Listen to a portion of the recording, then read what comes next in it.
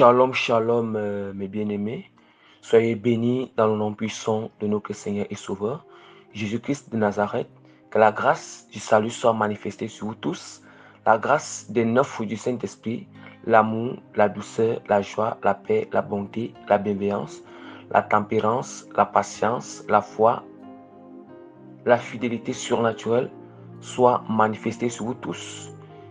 Et ça, toutefois oublier la grâce de l'humilité surnaturelle à l'égard de Dieu, à l'égard de nos prochains, la grâce de l'obéissance, la grâce de la sanctification complète de l'intérêt extérieur soit manifestée sur tous les bien-aimés qui vont écouter cet enseignement, même ceux qui ne vont pas écouter, qui sont répandus partout dans le monde entier, et sur moi-même aussi qui suis en train de faire cet enseignement dans le nom puissant de notre Seigneur et Sauveur Jésus-Christ. Amen.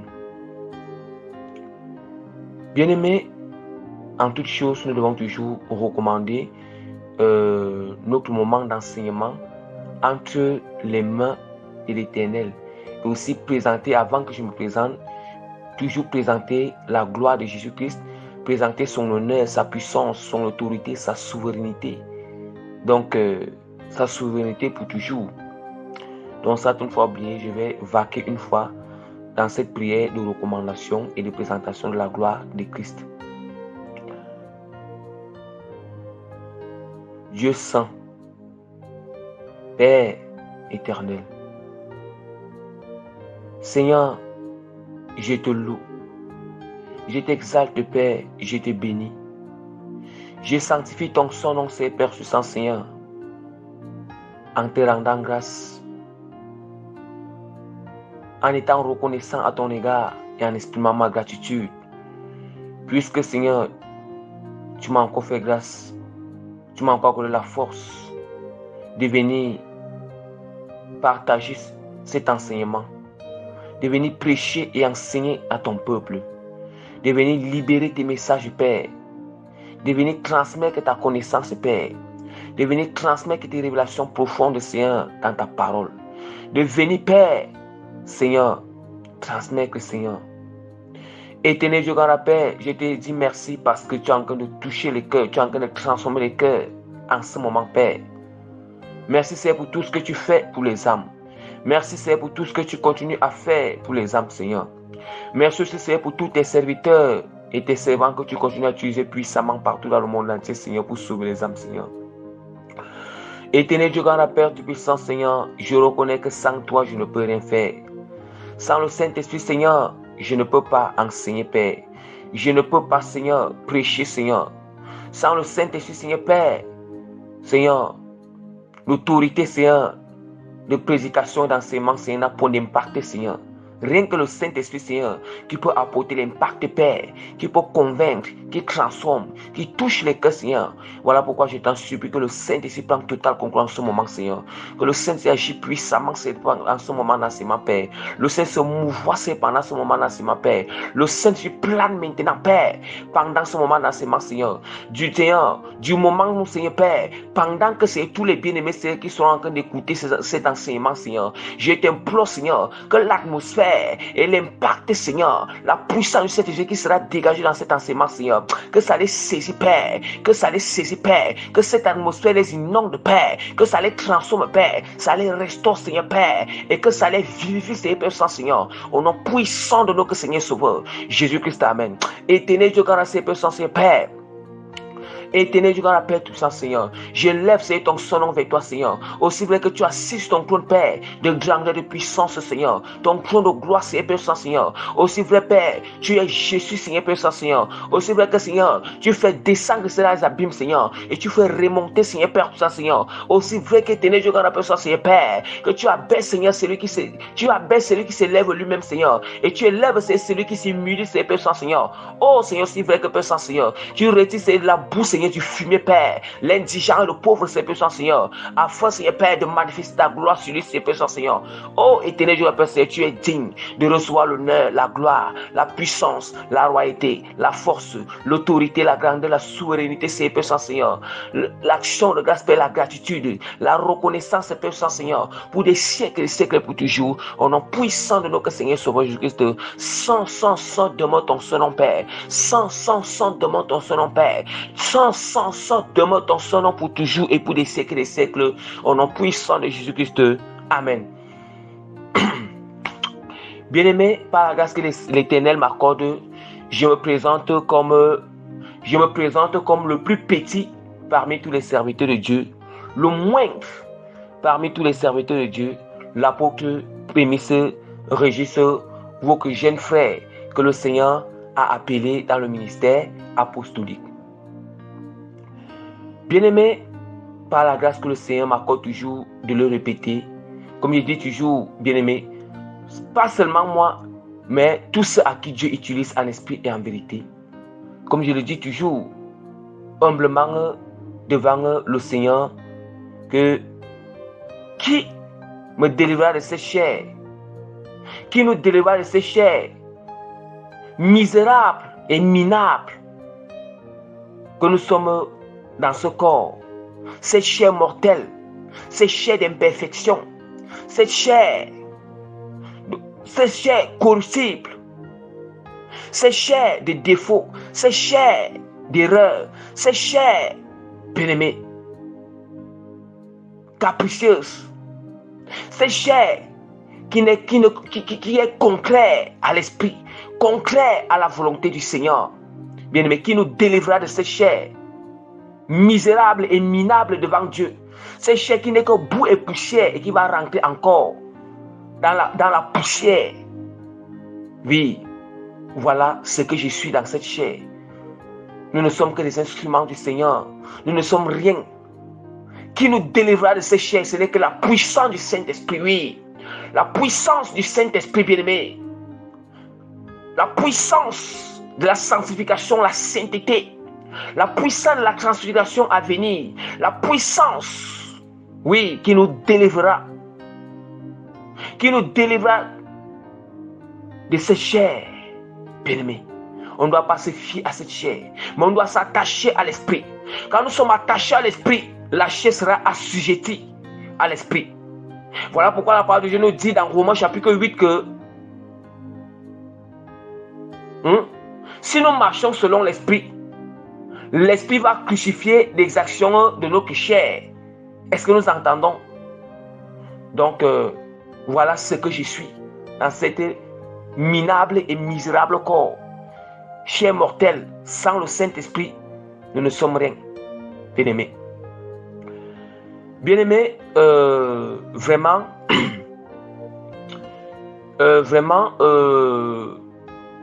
par la grâce que l'Éternel m'accorde, je suis venu juste achever je suis venu juste continuer et achever le thème que le Saint-Esprit m'a fait grâce de commencer précédemment et je n'ai pas pu finir ce thème.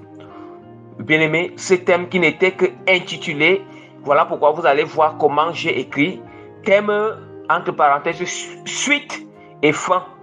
Ce thème qui est intitulé sur si tu honores Dieu de tout ton être, tu seras honoré par Dieu au centuple et au-delà de l'entendement humain.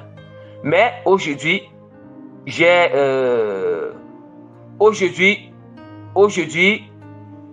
plutôt écrit que, mais c'est toujours la même chose. J'ai plutôt écrit que si tu honores Dieu, tu seras honoré par Dieu au-delà de l'entendement humain. Donc, au-delà de l'entendement humain, tout ça, ça revient toujours à la même chose. C'est toujours le même thème qui sera achevé aujourd'hui, mes bien-aimés. Bien-aimés, comme on dit toujours, nous devons toujours faire un rappel. On doit toujours faire un rappel parce que un rappel, ça peut faire que la première partie, certains n'ont pas écouté la première partie et que ça tombe que la deuxième partie tombe sur ceux qui n'ont pas écouté aussi la première partie, au moins, on doit les attirer l'attention. Le rappel là peut déjà les montrer, parce que dans le rappel, c'est j'ai fait juste l'ébauche, tu vois, j'ai fait juste l'ébauche de ce qu'on a fait, ce que j'ai prêché, j'ai enseigné précédemment ou dernièrement dans la première partie de ce thème qui sera achevé aujourd'hui. Donc c'est un peu ça. Voilà pourquoi en toute humilité vraiment, sans toutefois offenser les bien-aimés, sans toutefois perdre le temps aux bien-aimés, sans toutefois clôturer, je vous exhorte vraiment de patienter, de souffrir un peu, d'écouter, à moins pour penser aussi tous les autres bien-aimés peut-être qui n'ont pas écouté la première partie et qu'ils vont écouter directement la deuxième partie. Ça va quand même les aider, ça va les donner l'aperçu de qu'est-ce que j'avais enseigné précédemment par la grâce de l'Esprit de Dieu. Donc vraiment, notre thème, déjà, je vais rappeler, notre thème était porté sur deux grands sous-titres. Voilà, était porté sur deux grands sous-titres ou bien deux points, sur trois grands sous-titres, autant pour moi, c'était porté sur trois grands sous-titres. Et nous avons enseigné sur deux grands sous-titres, le grand A et le grand B. C'est le grand C qui nous restait, c'est ça que nous allons achever aujourd'hui. Donc plus rapidement, nous avons parlé du grand C, du grand A qui était porté sur qu'est-ce que signifie honorer Dieu. Qu'est-ce que signifie honorer Dieu? Et nous avons parlé de ce que signifie honorer Dieu. Donc, plus rapidement, on avait dit que honorer Dieu, c'est rendre honneur à Dieu, traiter avec beaucoup de respect et traiter avec beaucoup de respect Dieu et les choses saintes. Avoir une considération et une haute estime pour Dieu. Rendre à Dieu ce qui lui est dû, qui lui revient de gloire et de mérite. Donc, je voudrais rappeler à certains bien-aimés, pour ceux qui ont écouté dernièrement, bon, je vous exhorte, vous pouvez vaquer une fois. Vous pouvez vaquer une fois, passer directement l'autre audio qui va venir juste en bas. L'autre audio qui est juste en bas là. Bon, vous pouvez vaquer là-bas directement une fois, parce que c'est là-bas que vous pouvez aller une fois là, vous allez voir le grand C. Vous commencez déjà à écouter là-bas. Mais ici, c'est pour ceux qui n'ont pas... ici, c'est pour les bien-aimés qui vont directement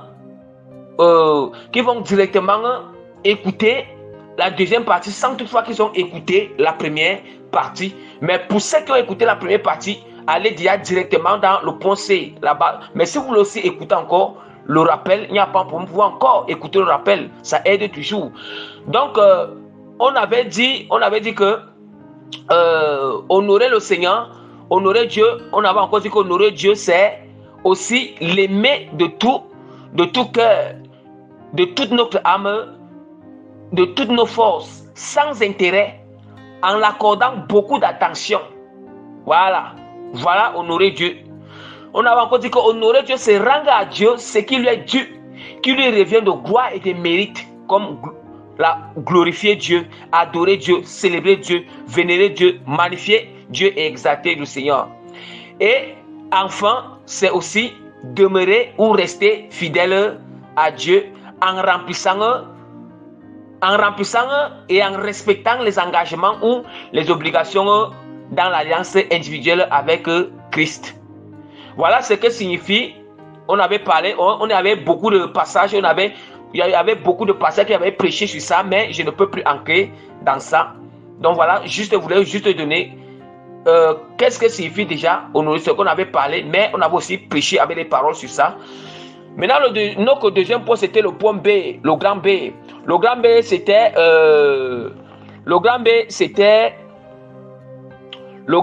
était porté sur comment était porté sur les éléments, donc les éléments nécessaires pour honorer Dieu et comment honorer Dieu, les éléments nécessaires pour honorer Dieu et comment honorer Dieu. Vous voyez un peu, ces éléments, nous avons parlé, on avait parlé de 15 éléments. qui sont nécessaires parce que c'est important. Je vais juste citer ces éléments, mais quand j'avais cité ces éléments, j'avais prêché dans les profondeurs avec les passages bibliques. Mais je cite ces éléments parce que je vais utiliser encore, je vais encore utiliser ça. Ça va nous permettre, je vais toujours énoncer ces éléments dans le grand C, mais je ne veux pas citer, mais j'énonce ça en sachant déjà de quoi est-ce qu'il s'agit sur ces éléments. Donc, ces éléments, c'était quels éléments? Nous avons dit que les éléments nécessaires pour honorer Dieu, c'est quoi? C'est une prière faite en esprit et en vérité, premier élément. Deuxième élément, la sanctification complète, l'intérieur et l'extérieur. Troisième élément, louange, adoration et célébration pour Dieu. Quatrième élément, la crainte de Dieu. Cinquième élément, le jeûne. Sixième élément, pratiquer les bonnes œuvres. Septième élément, l'obéissance. Huitième élément, vivre dans l'honnêteté, l'intégrité, la droiture. Huitième élément, renoncer à soi-même. Neuvième élément, avoir une foi authentique et inébranlable. Douzième élément, méditer la parole de Dieu chaque jour et la mettre en pratique. Oui. 13e élément, la perfection dans la repentance. 14e élément, c'était 14e élément, les actions de grâce ou de reconnaissance à l'égard de l'Éternel. Ça veut dire que ces actions se passent dans les pensées, dans la bouche et en acte. On a parlé de ça. 15e élément, c'était les sacrifices offrandes. Les sacrifices offrandes qu'on doit offrir à Dieu. Et je vais prêcher les profondeurs dans tous ces éléments. J'avais prêché les profondeurs avec les passages de Dieu en appui. Donc tout cela, c'est dans l'enseignement, la première partie de l'enseignement, la première partie qui avait enseigné précédemment sur notre grand thème qui sera achevé aujourd'hui. Donc vraiment, soyez encore bénis au nom de Jésus-Christ. Donc notre grand C, on n'a pas pu achever, on s'est arrêté sur le grand C que je vais enseigner aujourd'hui. Notre grand C sera porté. Notre grand C sera porté sur comment est-ce que Dieu honore ses disciples.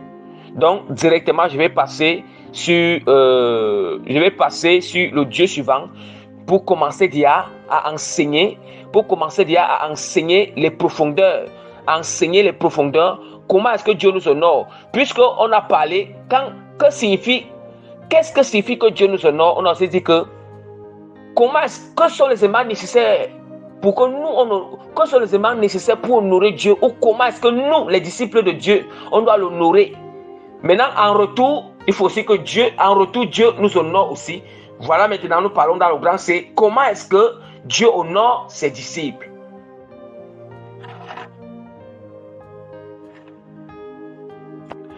Donc, vraiment, mes bien-aimés, nous continuons avec notre enseignement, la suite de notre grand thème et la fin de notre thème.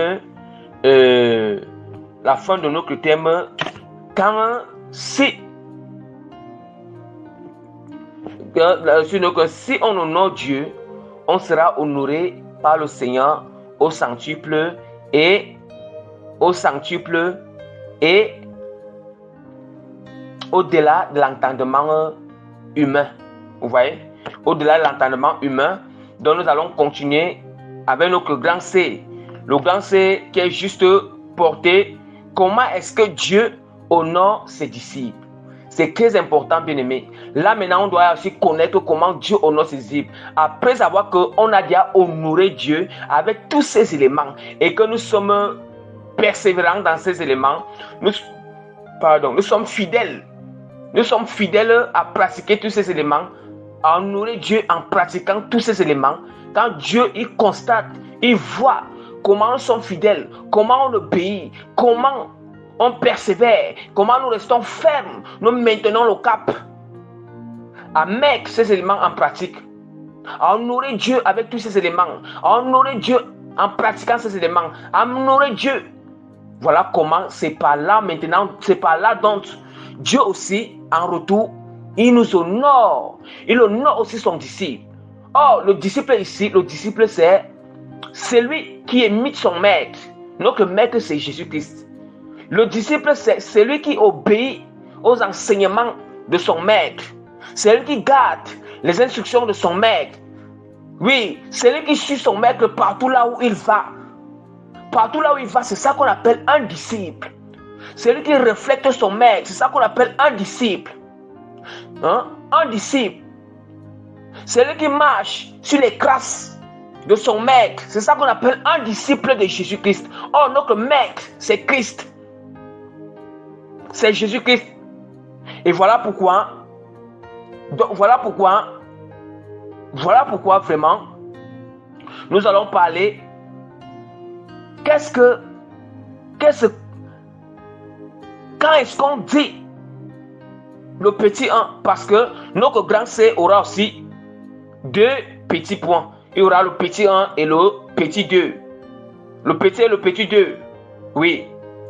Donc, le petit 1, le petit 1 qui est dans le grand C, c'est quand est-ce qu'on dit que Dieu honore son disciple? Quand est-ce qu'on dit que Dieu honore son disciple? C'est important de connaître. Quand est-ce qu'on dit que Dieu honore son disciple? Donc, bien aimé, vraiment, écoutez l'enseignement en esprit et en vérité, avec un esprit disposé. Donc, c'est un peu comme une exhortation que je donne vraiment aux bien-aimés avec toutes les compassions de notre Seigneur Christ en toute humilité, vraiment, que je porte à votre égard. Et pour le respect que nous portons pour les choses saintes du Seigneur, pour la sainte doctrine que Christ nous a laissée. La parole de Dieu nous dit encore, quand on dit que déjà, on dit que quand est-ce qu'on dit que Dieu honore son disciple? Oui, Dieu honore son disciple en manifestant sa gloire dans la vie de son disciple. Oui, Dieu honore son disciple en manifestant sa gloire dans la vie de son disciple. Comme je peux prendre ce disciple, je dis que nous, comme je peux dire que Dieu honore son disciple en manifestant sa gloire dans la vie de son disciple. Dieu honore encore son disciple en faisant briller sa lumière dans la vie de son disciple. En faisant briller sa lumière dans la vie de son disciple. Dieu honore. Comment encore? Dieu honore encore son disciple en le récompensant et en exprimant sa reconnaissance à l'égard de son disciple. À l'égard de son disciple. Oui. À son égard. À son égard, à cause que son disciple, à son égard, à cause que son disciple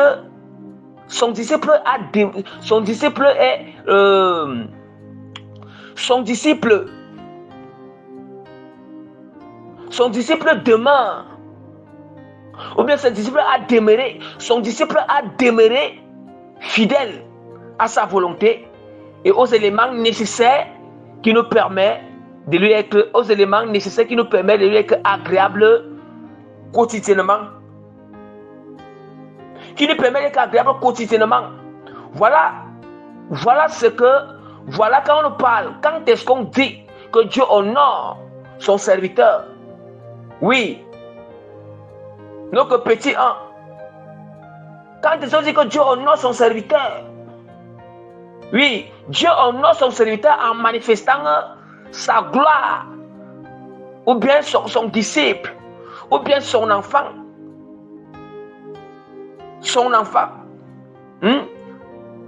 Dieu l'honore en manifestant sa gloire, sa pleine gloire, sa gloire dans sa vie.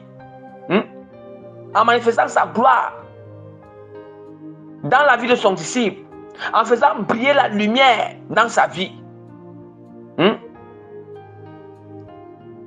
Dieu, il manifeste, il honore son disciple en le récompensant, ou bien en exprimant sa reconnaissance à l'égard de ces derniers, bien-aimés. Bien-aimés, toutes ces choses-ci-là, je vais prêcher la parole maintenant. Je vais sortir la parole de Dieu maintenant. Parce que quand l'Esprit du Seigneur, l'Esprit de Dieu, révèle des choses, inspire des choses, donne la connaissance, ça doit être soutenu avec la parole. Ça veut dire que lui-même se rassure encore que sa parole soutient encore ce que lui-même il a donné. Ce que lui-même il a donné. Vous voyez que c'est la manière, quand on parle que Dieu honore son disciple, Dieu manifeste sa gloire dans la vie de son disciple. Le Seigneur fait briller sa lumière dans la vie de son disciple. Dieu, oui, comment encore Dieu honore encore son disciple? Dieu, oui, le Seigneur, il honore encore en le récompensant. Il le récompense. Il le récompense. Dieu, il honore encore son disciple en exprimant sa reconnaissance, parce que Dieu est reconnaissant. Parce que quand on fait la volonté de Dieu, Dieu aussi est reconnaissant en exprimant la reconnaissance à l'égard de ces derniers, de l'avoir honoré en demeurant fidèle à sa volonté et aux éléments nécessaires qui nous permet de lui être agréable quotidiennement. Or, ces éléments nécessaires, c'est donc ça que je vous ai parlé là-bas. Des éléments nécessaires pour honorer Dieu. Ces éléments-là, c'est ça. Quand nous sommes fidèles à ces éléments, quand nous demeurons dans ces éléments, nous sommes fidèles à ces éléments. C'est ça maintenant, c'est ça qui déclenche que Dieu nous honore aussi en retour, qui déclenche que Dieu manifeste sa gloire dans tous les domaines de notre vie, qui déclenche que Dieu aussi fait briller sa lumière dans notre vie, qui déclenche aussi que Dieu exprime sa gratitude dans notre égard, puisque maintenant Dieu lui-même il sait. D'abord, c'est que le Seigneur lui-même, il t'a éprouvé, il t'a examiné, il t'a éprouvé depuis longtemps. Il a observé si vraiment tu es fidèle à sa volonté, si vraiment tu es fidèle, tu persévères dans sa volonté, tu es fidèle, tu persévères à mettre en pratique, à demeurer dans ces éléments nécessaires pour l'honorer, qui lui sont agréables. Et non seulement tu dois le faire quotidiennement, tu dois le faire quotidiennement. Mais je vais vous rappeler quelque chose, bien-aimé. Même quand Dieu manifeste sa gloire, j'ai dit qu'après avoir fini de prêcher, de parler, je vais prendre les paroles de Dieu maintenant pour prier. Après avoir fini de donner les détails, d'enseigner ses profondeurs, je vais maintenant prendre la parole de Dieu pour prêcher avec ça dans les profondeurs aussi. Pour soutenir tout ce que je suis en train de vous dire, qui prouve, oui, c'est la parole de Dieu. Le Seigneur nous a dit que la parole que je vous ai donnée est esprit et vie. Or, on nous dit que c'est le Saint-Esprit qui convainc. Or, cette parole, c'est le Saint-Esprit. Comme cette parole est esprit, c'est la parole maintenant qui doit venir convaincre que ce que je parle là est vrai. Qui doit venir convaincre. Et, bien aimé, je vous dis que l'objectif ou le but pour lequel Dieu nous honore, quel est cet objectif? L'objectif ou le but pour lequel Dieu nous honore, bien-aimé, ce n'est pas pour que nous soyons égoïstes. Ce n'est pas pour qu'on se glorifie nous-mêmes. Ce n'est pas pour que nous cherchions une vaine gloire. Ce n'est pas pour que nous voulons la gloire de Dieu, non. Le but ou bien l'objectif pour lequel Dieu nous honore, ou bien Dieu nous glorifie, c'est pour que quoi? Dieu nous honore. Ou bien Dieu exprime sa gratitude en notre égard, c'est pour que les âmes soient sauvées. C'est pour que les âmes soient sauvées. Les âmes perdues et égarées soient sauvées. C'est pour que son nom soit glorifié, bien-aimé. Le nom de Dieu soit glorifié aux yeux de sa créature, aux yeux de tous, aux yeux de son peuple, que ce soit aux yeux de tous les chrétiens, aux yeux de tous les païens, aux yeux de tous les athées, aux yeux de toute la créature humaine de Dieu. Autant pour moi de toute la créature humaine de Dieu. Oui, nous continuons toujours à donner les buts ou l'objectif. Pourquoi est-ce que Dieu nous honore, Dieu honore son disciple, Dieu honore encore son disciple pour que, il honore encore son disciple pour que sa puissance soit manifestée. Sa puissance soit manifestée, bien-aimé. Sa puissance soit manifestée. Hein?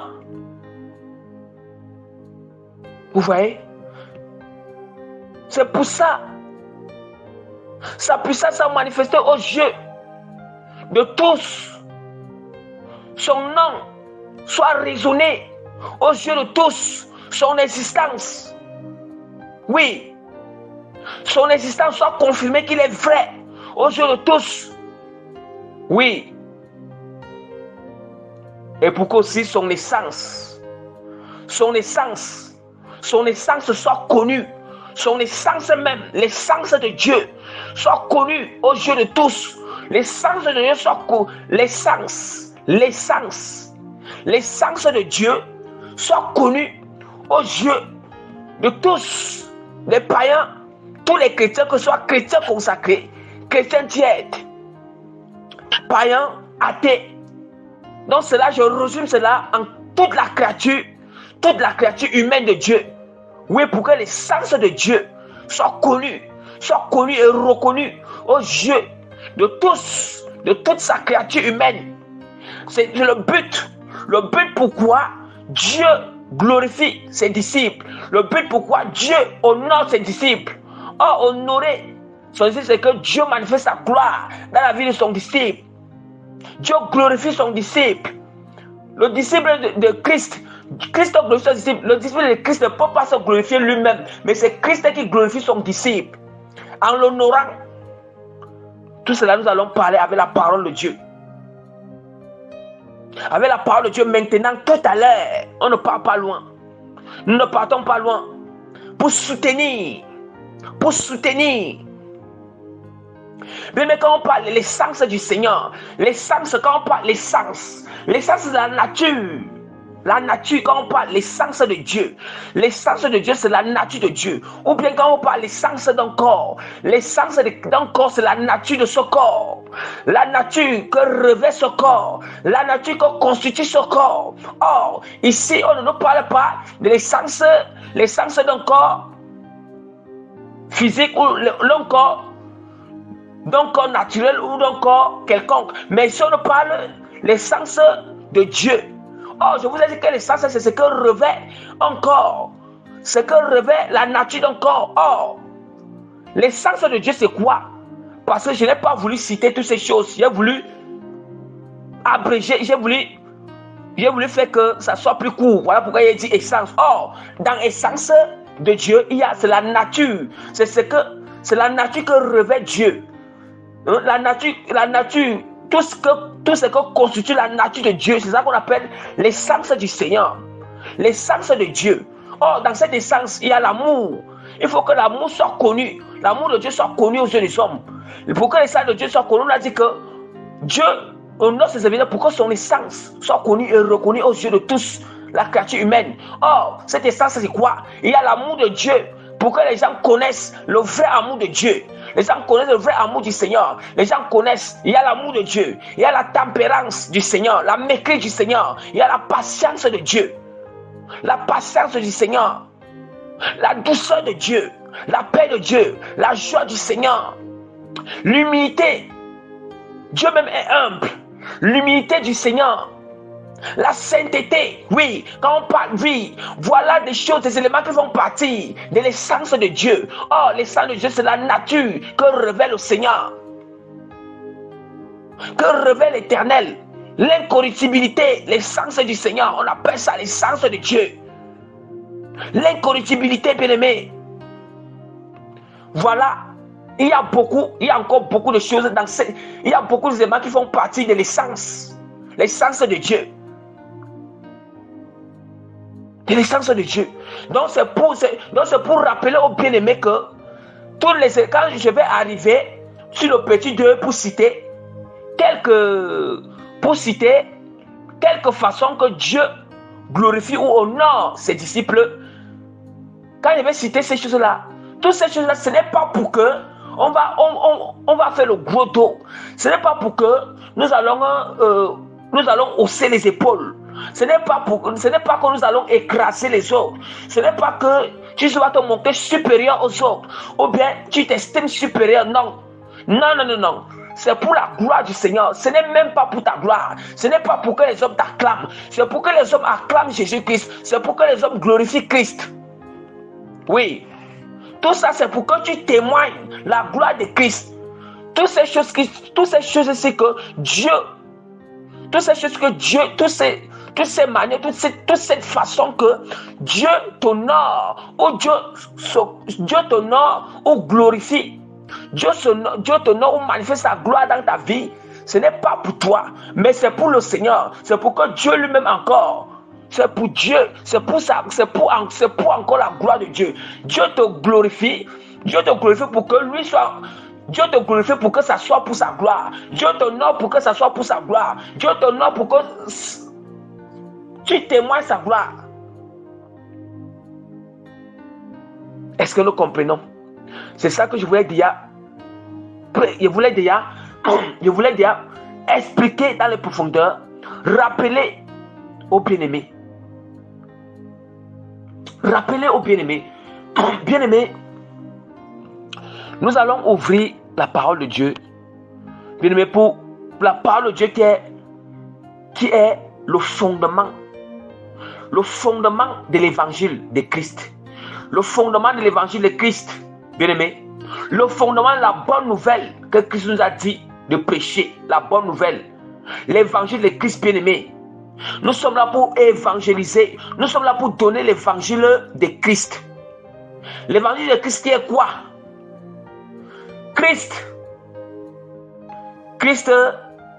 qui est venu nous sauver. Christ qui a été crucifié à la croix, enseveli et ressuscité. Christ qui doit revenir pour prendre son église.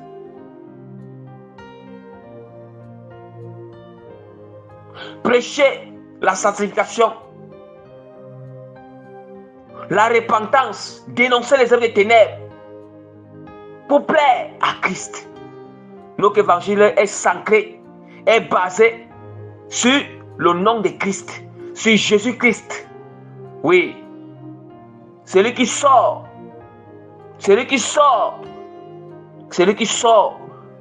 dans ce cadre-là n'est plus dans l'évangile de Christ, n'est plus dans la sainte doctrine. Et la sainte doctrine est dans la parole. Tu ne peux pas dire que Dieu t'a choisi comme son serviteur ou Dieu t'a envoyé, mais ton évangile, mais ce que tu parles, mais ton service que tu fais pour Dieu n'est pas fondé sur la sainte doctrine, n'est pas fondé sur la parole de Dieu. Là, il faut encore s'examiner. Il faut encore faire une rétrospection. Il faut revoir. Qu'est-ce que tu sais? Qu'est-ce que tu suis? Toujours c'est important. C'est la parole de Dieu qui est notre boussole. La parole de Dieu et le Saint-Esprit marchent ensemble. La parole de Dieu et le Saint-Esprit marchent ensemble, puisque la parole de Dieu est esprit. Mais comment tu peux seulement fonctionner avec le Saint-Esprit, mais tu négliges la parole de Dieu? Mais tu vas savoir comment que c'est le Saint-Esprit qui te parle. Tu vas savoir comment que c'est vraiment l'Esprit qui t'a confirmé. Tu vas savoir comment. Hein?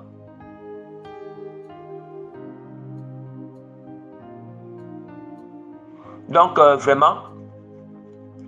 Donc, je vais ouvrir la parole de Dieu. Je vais ouvrir la parole de Dieu dans... déjà pour soutenir, prêcher les profondeurs de tout ce que je viens de vous parler. Quand est-ce qu'on dit que Dieu nous honore? Déjà pour soutenir les profondeurs sur quand est-ce que Dieu nous honore et le but le but ou bien l'objectif, pourquoi est-ce que Dieu nous honore? Je vous ai expliqué cela. Maintenant, je prends maintenant les passages bibliques qui vont soutenir. Parce que la parole de Dieu est le fondement de l'évangile. La parole de Dieu est notre boussole. La parole de Dieu est notre boussole. C'est une lampe. C'est notre spectre. C'est notre... la parole de Dieu, c'est notre spectre.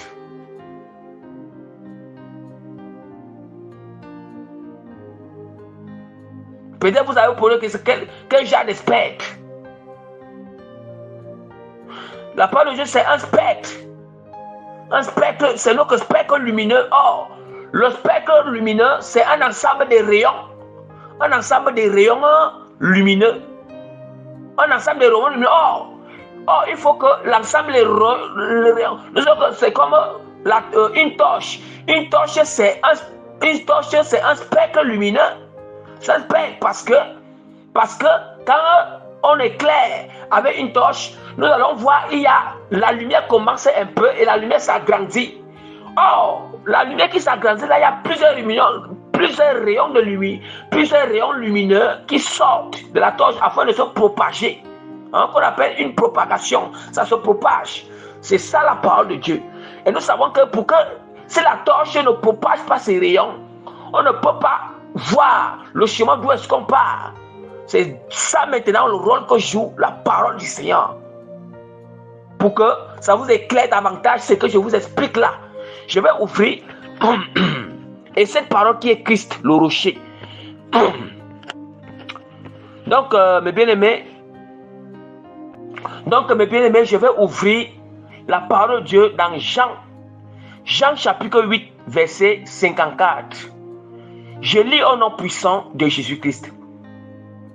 Jésus répondit, si je me glorifie moi-même, ma gloire n'est rien. C'est mon Père qui me glorifie. Lui que vous dites être votre Dieu. Bien-aimé, ce n'est pas seulement un passage qui veut prêcher, mais plusieurs passages. Bien-aimé, est-ce que nous entendons? Donc, Jésus-Christ lui-même nous montre le chemin, comme il lui-même a dit qu'il est le chemin, la vérité et la vie. Nul ne peut aller au Père sans passer par lui. Ça veut dire que Jésus-Christ est le chemin. Jésus-Christ est le chemin. Le chemin. Ça veut dire que Jésus-Christ n'est que Dieu qui s'est fait chair. La parole qui s'est fait chair est venue habiter parmi les hommes. Dieu s'est fait chair. Et comme Dieu se fait chair, il fallait que, comme il s'est fait chair, il s'est fait un corps. Il s'est fait chair, un corps physique et encore un corps spirituel après la résurrection. Voilà pourquoi il nomme cela fils. Il a nommé maintenant ce corps spirituel, ce corps céleste que fils. Et ce corps physique, il s'est fait chair que fils. Fils. Juste pour nous montrer l'exemple comment marcher. Il fallait que Dieu lui-même il soit revêtu de ce corps physique. Il descend dans ce corps physique. Il soit incarné dans ce corps physique. Pour que quoi? Pour nous montrer l'exemple. Comment marcher. Pour nous montrer l'exemple la marche chrétienne. La marche chrétienne. D'où maintenant, quand Jésus disait que Jésus répondit, si je me glorifie moi-même, ma gloire n'est rien. C'est mon Père qui me glorifie. Lui que vous dites être votre Dieu. Bien, mais est-ce que nous entendons? Nous entendons déjà que Dieu lui-même, il nous montre un exemple. Comment est-ce que marcher pendant que nous sommes dans ce corps physique sur terre? Pendant que nous sommes dans ce corps physique sur terre, vous savez, Dieu nous montre que si on se glorifie nous-mêmes, notre gloire n'est rien. On appelle ça une vaine gloire. Si on se glorifie nous-mêmes, notre gloire n'est rien. Or, quand on se glorifie nous-mêmes, ça veut dire que Dieu ne tire pas gloire à ça. Or, une vaine gloire, c'est une gloire d'honte. Dieu ne tire pas gloire à ça. Une gloire d'honte. Dieu n'a pas, il ne tire pas plaisir à ce qu'on est en train de faire. Il ne tire pas plaisir à ce que nous sommes en train de faire. Hein? Et voilà pourquoi il dit que c'est mon Père qui me glorifie. Lui que vous dites est que vaut que Dieu. C'est mon Père qui me glorifie. Or, ça veut dire que Jésus qui dit que c'est son Père. C'est mon Père qui me glorifie.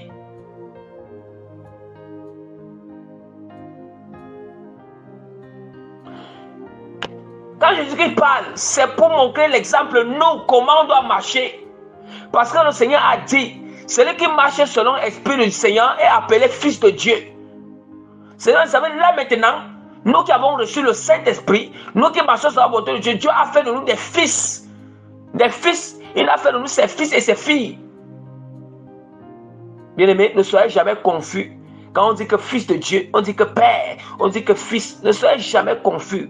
Ce sont des choses spirituelles. Il faut avoir le Saint-Esprit pour comprendre ces choses. Pour comprendre ces choses. Quand on dit que père, on dit que père, on dit que fils. On dit que père, on dit que fils, on dit que Saint-Esprit. C'est l'ensemble de tout cela qu'on appelle Dieu. Hein? C'est l'ensemble de tout cela qu'on appelle Dieu, bien-aimé. Bien que ce n'est même pas ça qui soit agressé, mais je suis obligé d'essayer un peu de faire, je suis obligé de faire un peu, de parler un peu, hein, de parler un peu de ça. Quand on dit que Père, Fils, Saint-Esprit, bien-aimé, ce n'est pas quoi Dieu différent, mais c'est l'ensemble, c'est quoi qu'on appelle Dieu, Dieu grande. Est-ce qu'on entend? C'est ça qu'on appelle ensemble, c'est ça qu'on appelle Dieu grande. Dieu grande. La parole de Dieu dit dans Dieu grande. Donc, bien aimé, en fait, ce n'est pas dans ça que je suis en train d'enseigner aujourd'hui. Bien aimé, nous allons passer dans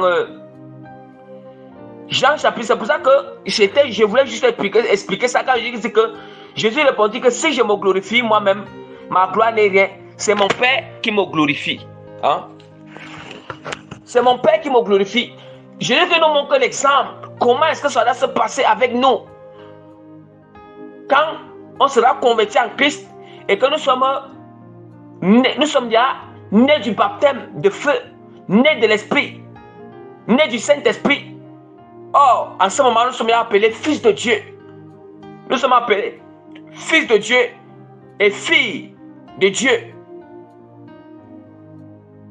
C'est mon Père qui me glorifie, lui que vous dites est que vous que Dieu. La parole de Dieu dit encore dans Jean chapitre 17 verset 22.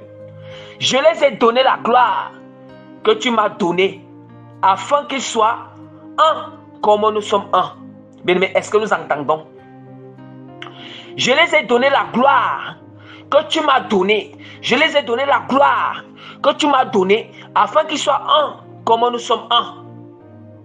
Mais est-ce que nous entendons ce que la parole de Dieu nous dit? Je les ai donné la gloire que tu m'as donnée. Jésus-Christ, ça veut dire que cette gloire, il a donné la gloire à qui? Premièrement, les gens qu'il a d'abord donné, premièrement, cette gloire, c'était les apôtres. Les apôtres, ses disciples qui étaient près de lui. Et maintenant, secondairement, cette gloire aussi revient à nous. Pas seulement aux apôtres, mais à nous. Mais nous allons observer bien. Christ a donné la gloire aux apôtres à quel moment? N'est-ce pas lorsqu'il a envoyé le Saint-Esprit? N'est-ce pas lorsque le Consolateur est venu? C'est à ce moment-là que la gloire du Seigneur s'est reposée sur les apôtres. Sur les apôtres. De la même manière que nous aussi aujourd'hui, les serviteurs de Dieu, les disciples de Christ, aujourd'hui, nous allons constater qu'avant que la gloire ne descende, que la gloire de Dieu ne soit donnée, la gloire de Christ soit donnée aux apôtres. Il a fallu quoi? Bien-aimés, observons bien. Observons bien pour que nous revenons encore sur les éléments que je vous ai parlé. Les éléments nécessaires pour honorer le Seigneur. Les apôtres ont respecté tous ces éléments, ils ont honoré Christ. Bien-aimés, regardons. Regardons d'où est-ce que Christ a ramassé. D'où est-ce qu'il a ramassé les apôtres. Quand il dit que ramasser, c'est une manière pour dire qu'il les a retirés du fumier, de la boue. La même manière qu'il continue à retirer encore nous, ses serviteurs, ses disciples de Jésus dans la boue. Regardez très bien. D'où est-ce que Jésus-Christ a retiré Matthieu? Oui, un grand pécheur. D'où est-ce que Christ a retiré Matthieu qui était le collecteur d'impôts?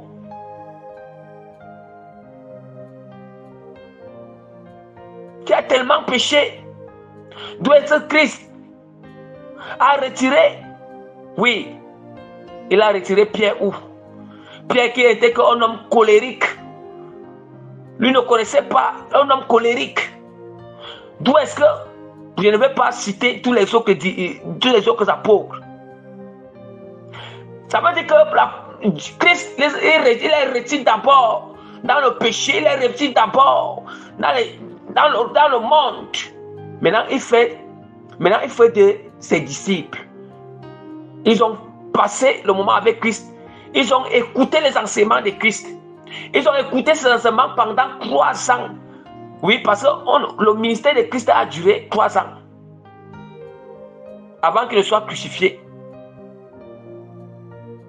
Mais son ministère ne s'est pas arrêté, ça continue encore aujourd'hui. À travers ses serviteurs.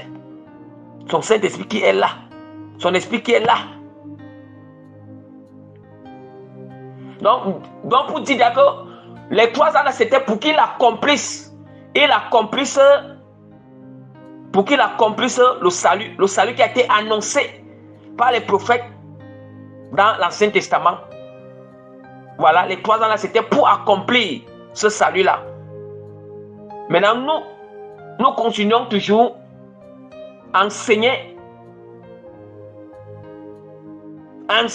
les profondeurs de ce salut par le Saint-Esprit qui est là, pas nous, mais c'est le Saint-Esprit. Le Seigneur continue à enseigner, à expliquer les profondeurs de ce salut, à fermer les gens dans le chemin de ce salut. Le chemin de ce salut, hein, mes bien-aimés, le chemin de ce salut. Je vais dire que je les ai donné la gloire que tu m'as donnée. Mais avant que Christ donne la gloire aux apôtres, regardons ce qui s'est passé. Ils se sont d'abord détournés du péché, se séparés du monde. Ils ont renoncé à tout. Je vous ai parlé du renoncement dans les éléments. N'est-ce pas, ils ont renoncé? Vrai ou faux? Ils ont renoncé à tout. Ils obéissaient aux enseignements de Christ. Ils obéissaient aux enseignements de Christ. Ils n'avaient pas encore reçu le Saint-Esprit et la gloire de Dieu en ce moment-là. Ils obéissaient aux enseignements de Christ. Ils étaient encore d'honorer Christ.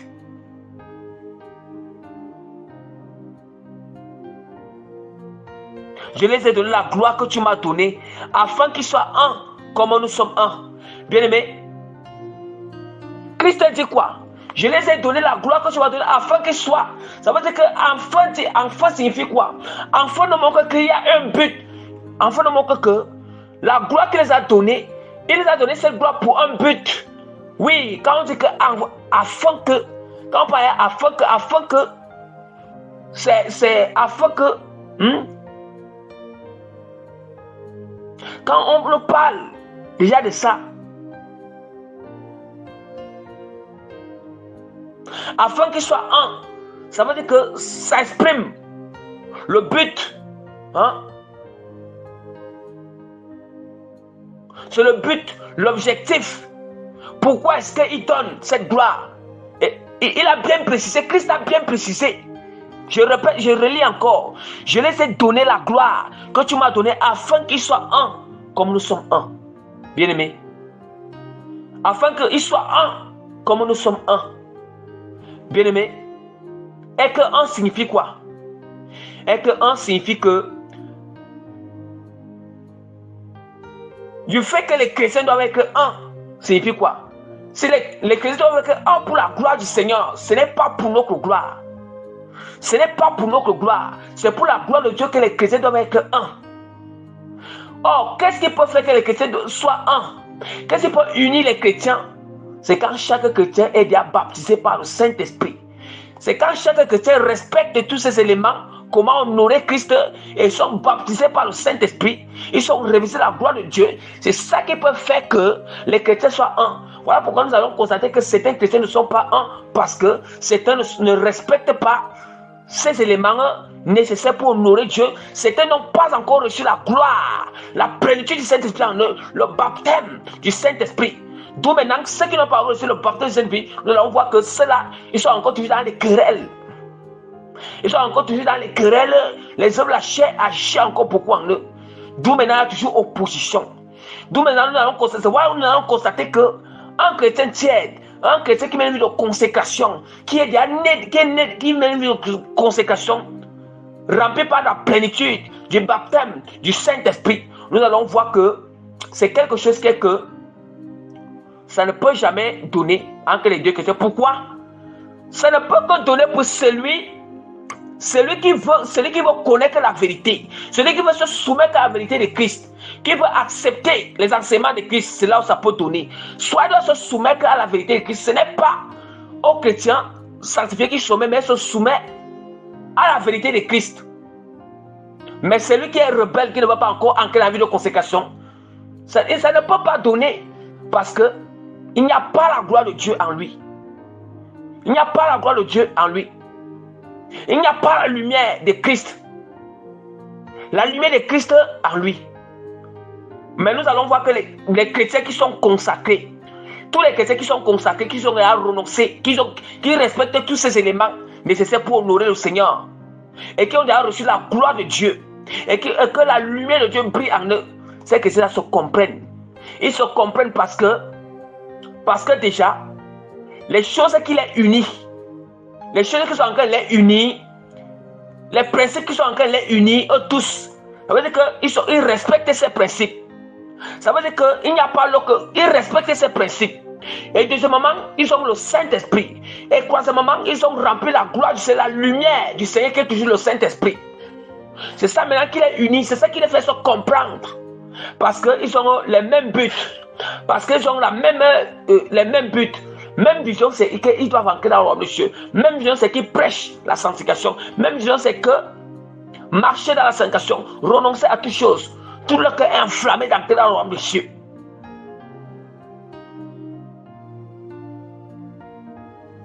Vous comprenez un peu? Nous comprenons.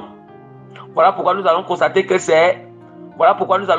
que un chrétien rebelle, des chrétiens qui ne veulent pas encore renoncer, qui sont encore dans le cœur, le cœur résiste encore, qui aiment encore les choses du monde, ça ne peut pas bien donner avec le chrétien qui a tout renoncé. Voilà pourquoi on appelle les chrétiens qui ont tout renoncé, qui ont la vie de consécration, qui prêchent la sanctification totale, ils marchent dans ça. On les voit comme les paréas. Oui, ils sont comme les paréas devant les gens. Hein? On les crée de paranoïaques. Hein? Des paranoïaques de fous. De fous. Vous voyez?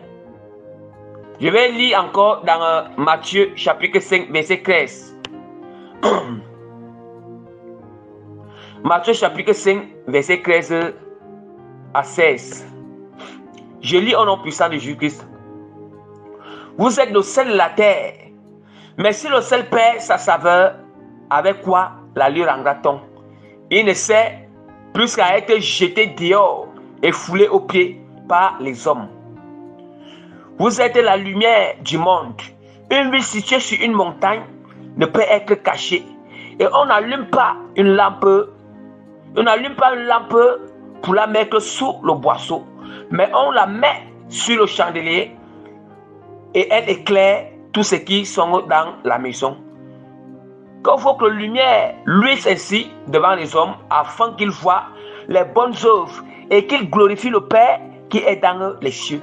Bien-aimés, je vais aussi prêcher la profondeur de ce passage de Matthieu 5, verset 13 à 17, à 16 plutôt.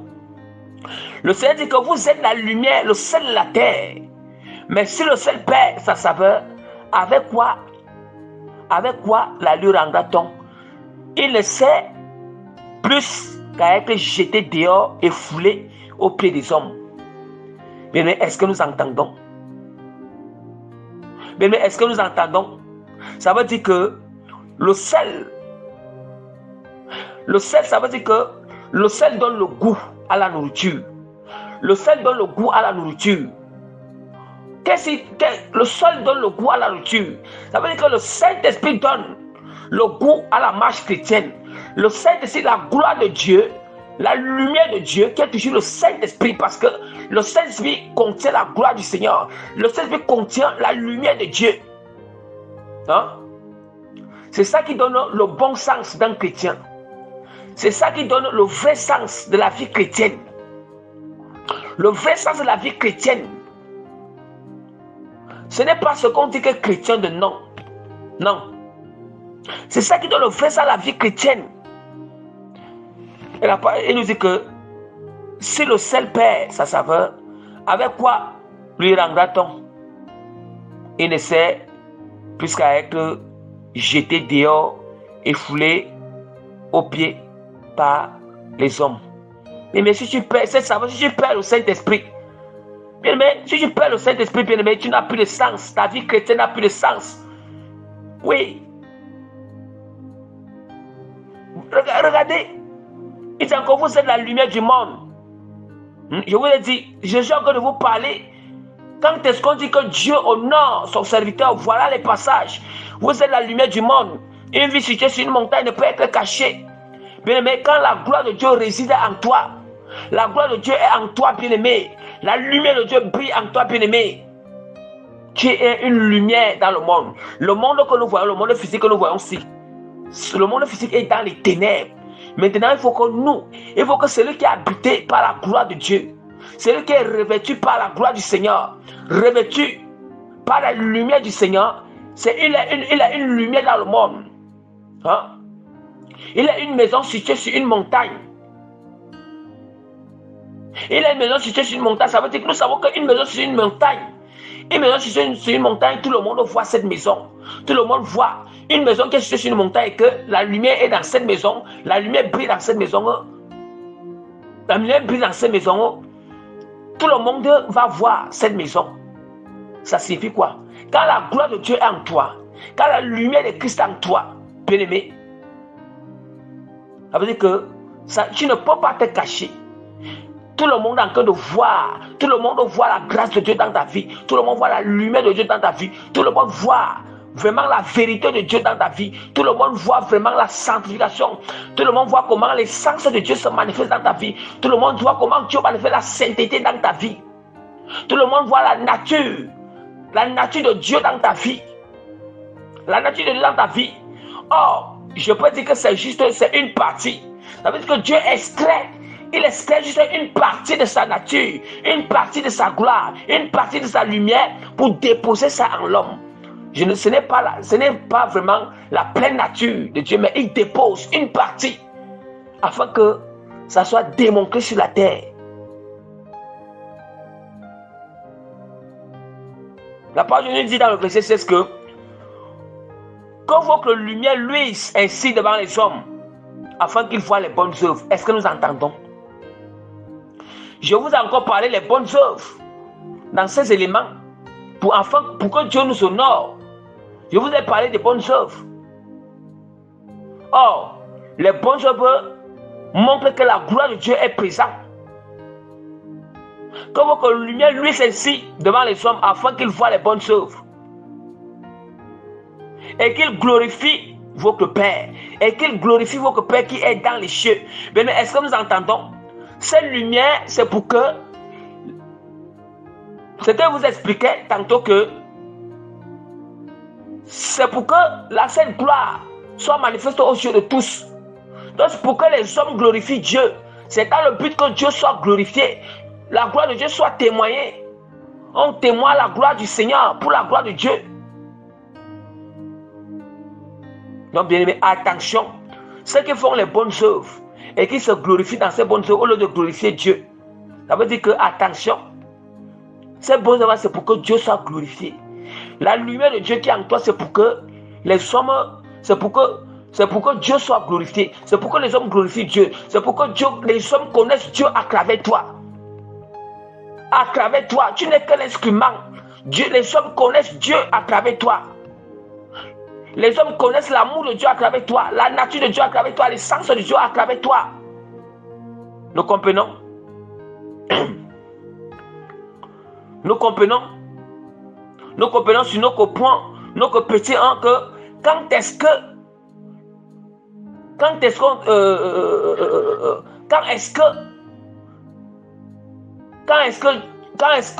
qu'on dit que Dieu honore son disciple, et dans quel but, ou bien pour quel but?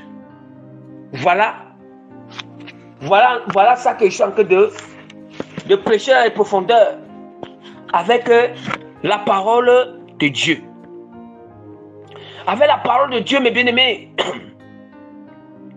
Bien-aimés, c'est pour ça que quand je vous dis, voilà pourquoi je voudrais expliquer aux bien-aimés que par la grâce du Saint-Esprit, bien-aimés, le Seigneur ne peut que nous honorer. Or, honorer, c'est Dieu ne peut que manifester sa gloire dans notre vie. Dieu ne peut que nous faire, il peut nous faire, Dieu peut faire briller sa lumière dans notre vie. Dieu peut faire connaître son nom dans notre vie, sa nature dans notre vie, son essence dans notre vie aux yeux de tous. Quand on dit que dans notre vie, dans tous les domaines, que ce soit domaine spirituel, domaine physique, Dieu manifeste sa gloire en tout, afin que les âmes soient sauvées. Bien aimé, pour que Dieu on arrive à cet extrême-là, pour que Dieu fasse cela, il y a d'abord les éléments nécessaires à respecter. Il y a d'abord les éléments nécessaires à pratiquer, à mettre en pratique, à persévérer dans ça, à être fidèle à ces éléments nécessaires. Ces éléments nécessaires qui nous permettent d'honorer Dieu. Il faut d'abord honorer le Seigneur. Honore d'abord Dieu fidèlement avant que Dieu t'honore. Avant que le Seigneur t'honore. Et c'est quelque chose, ça prend du temps. Ça prend toujours du temps. Parce qu'il faut d'abord que Dieu nous éprouve. Dieu t'éprouve bien. Mais Dieu doit te prouver Dieu doit te prouver sur l'élément qui est l'obéissance. Dieu va t'éprouver sur l'obéissance. Dieu doit d'abord t'éprouver. Est-ce que tu pries vraiment en esprit en vérité? Est-ce que tu es discipliné dans la prière? Dieu doit t'éprouver. Est-ce que tu l'adores vraiment en esprit en vérité? Tu le célèbres en esprit en vérité? Tu le glorifies en esprit en vérité? Tu le loues en esprit en vérité? Dieu, il doit t'éprouver si tu as déjà renoncé aux choses du monde. Dieu doit t'éprouver si tu mets une vie de satisfaction complète, l'intérieur et l'extérieur. Hein? Dieu doit t'éprouver si tu es gloire. Dieu doit t'éprouver si tu mènes une vie de droiture, une vie d'intégrité, une vie d'honnêteté. Dieu va t'éprouver sur toutes ces choses avant que Dieu dépose une puissante gloire, il dépose une partie de sa gloire qui est puissante dans ta vie. Bien-aimé, parfois les gens disent que oui, je suis la lumière du monde, le Seigneur à moi, bien-aimé. Bien-aimé, tu n'as même pas encore expérimenté la gloire de Dieu. Ce qu'on appelle même que Dieu honore. Dieu honore en vrai, bien-aimé. Bien-aimé, quand on dit que Dieu honore en vrai, ce n'est même pas encore l'étape même que tu es là, bien-aimé. Dieu, ça veut dire que Dieu se rassure de t'éprouver sur tous ces éléments que j'ai parlé ici. Dieu va t'éprouver. Est-ce que au niveau des offrandes, Dieu va t'éprouver aussi au niveau de l'action de grâce, au niveau si tu es reconnaissant, si tu dis merci à Dieu, si tu rends grâce en toutes circonstances. Dieu va t'éprouver dans les choses comme ça. Dieu va t'éprouver aussi si est-ce que, bien-aimé, si à l'égard de Dieu, Dieu va aussi éprouver que si c'est que tu es ingrat à son égard, malgré que c'est lui qui te donne la force d'obtenir le matériel que tu as, c'est lui qui t'a fait grâce d'obtenir ce matériel, c'est lui qui t'a donné la force d'obtenir ce matériel que tu as, c'est lui qui t'a accordé la grâce d'avoir ces finances, d'avoir cette position haute placée. Dieu va voir aussi, si tu veux être reconnaissant à son égard, en lui faisant aussi ces offrandes-là. Ces offrandes-là, c'est quoi? Aider les orphelins, aider les pauvres, soutenir l'œuvre de Dieu. Oui, soutenir l'œuvre du Seigneur. C'est ça. aider les veuves, les orphelins, les enfants abandonnés, ceux qui n'en ont pas, les nécessités. C'est ça, Dieu t'éprouve, Dieu va t'éprouver sur tous ces éléments. Il va t'éprouver bien. Pas seulement quelque chose qu'on va dire que, pas seulement pour un an, pas seulement pour quelques mois ou pour quelques jours. Ça peut aller 1 an, 2 ans, 3 ans. Il faut que cela soit respecté. Il faut que tu respectes, tu sois discipliné. Appliquer ces éléments, allez obéir, allez mettre en œuvre. C'est une manière que tu honores Dieu quotidiennement. Persévère à honorer Dieu, persévère à honorer le Seigneur. Restez fidèle dans ces éléments qui prouvent qu'on honore le Seigneur. Qu'on honore le Seigneur. Dieu va t'éprouver. Si parfois tu gênes aussi, Dieu va t'éprouver. Si tu renonces à tout, j'ai parlé de ces éléments.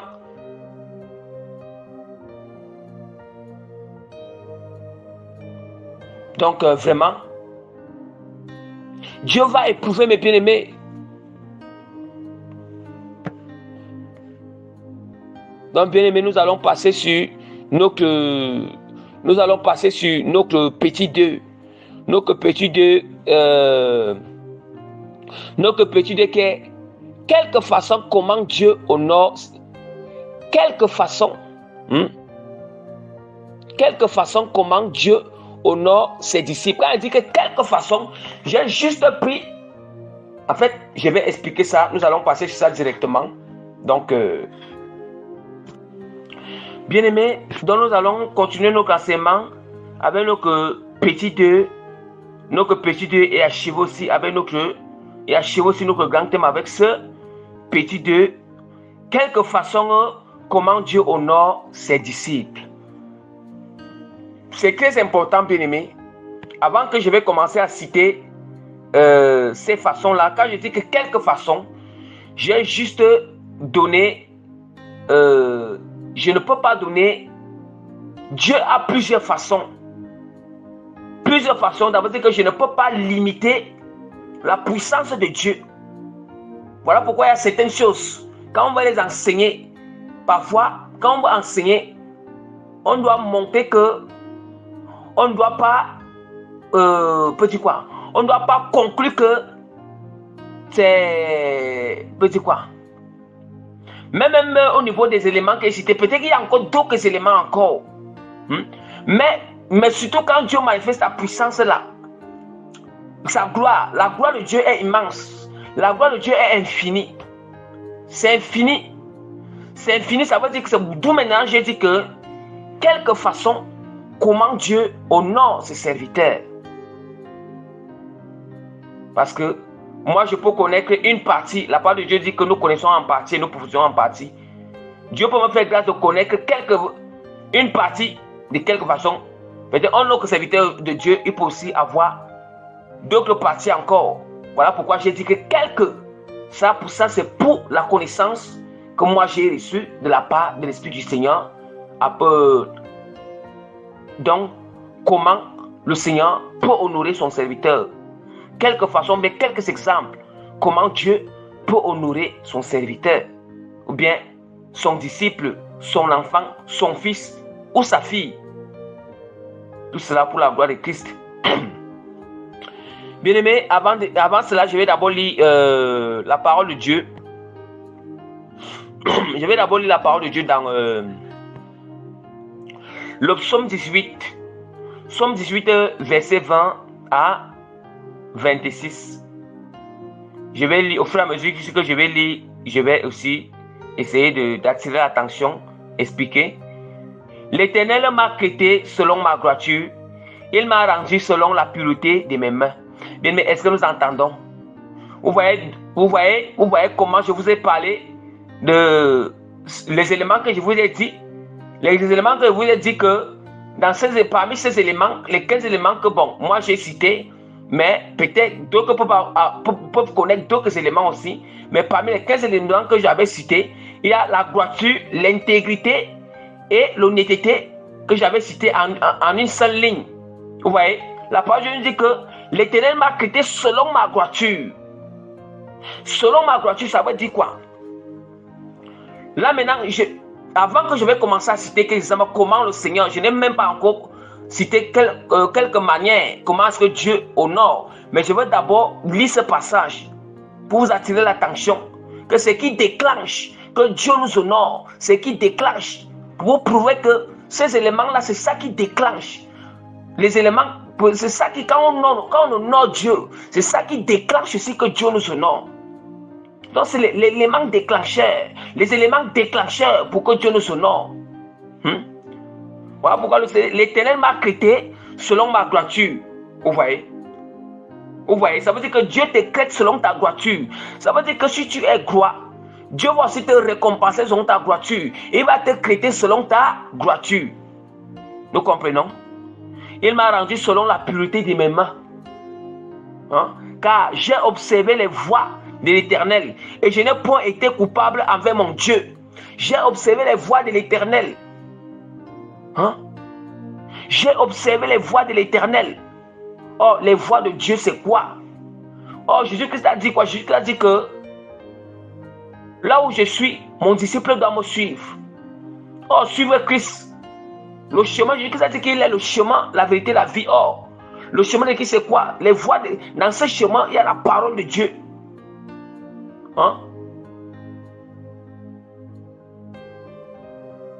Toutes ces ordonnances ont été devant moi et je ne me suis point écarté de ces lois. Oh, voilà l'obéissance. Voilà la pratique de la parole.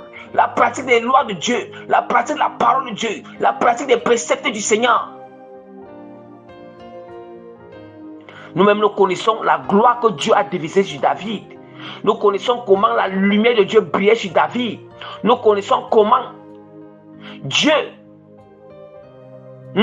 la gloire de Dieu était avec David. Nous tous nous connaissons comment Dieu a manifesté sa puissance, sa gloire avec David.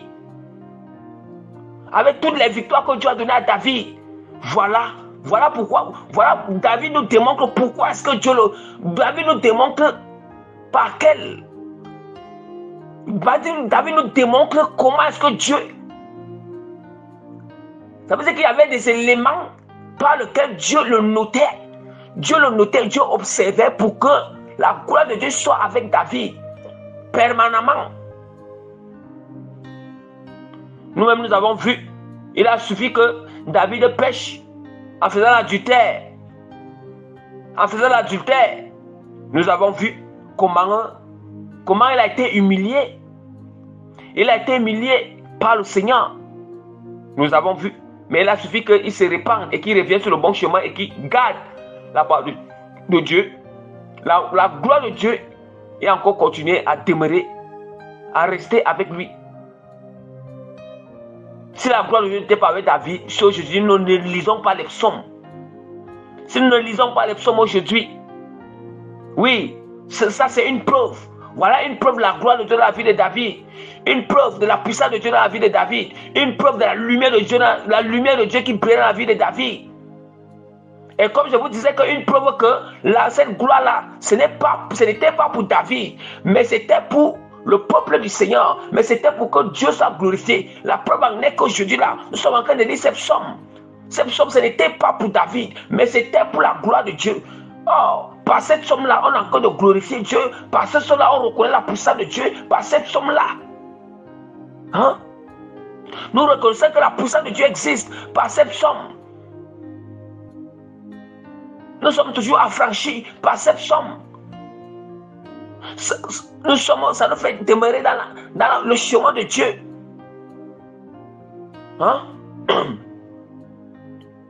Toutes ces ordonnances ont été devant moi. Toutes ces ordonnances ont été devant moi. Et je ne me suis point écarté de ces lois. Aussi l'Éternel m'a rendu selon ma droiture. Est-ce qu'on entend? C'est David qui dit, aussi l'Éternel m'a rendu selon ma droiture, selon la pureté de mes mains devant mes yeux. Devant ses yeux, devant ses yeux. Mais je vous ai dit que attention, Dieu n'honore pas pour honorer. Dieu n'honore pas pour honorer, il observe bien, il te regarde bien avec les yeux, il t'éprouve bien sur les éléments que je vous ai parlé. Il t'éprouve, je vous ai aussi parlé de la foi, il t'éprouve la foi, il éprouve Il éprouve ta droiture. Il éprouve ta droiture. Il éprouve si tu es droit. Il éprouve ta droiture. Il éprouve l'honnêteté en toi. Il éprouve l'intégrité en toi. Il éprouve la foi en toi. Il éprouve l'obéissance en toi. Il éprouve si tu pries en esprit en vérité et tu es discipliné, tu pries quotidiennement. Il éprouve si tu jeûnes. Il éprouve si tu as renoncé à toutes choses. Il éprouve si tu es dans une vie de sanctification. Il éprouve si tu pratiques la parole de Dieu, médites la parole de Dieu. Dieu t'éprouve. Et c'est selon la manière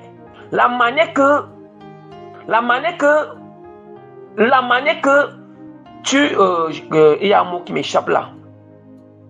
Selon la manière que tu t'adonnes à ces éléments, c'est pas ça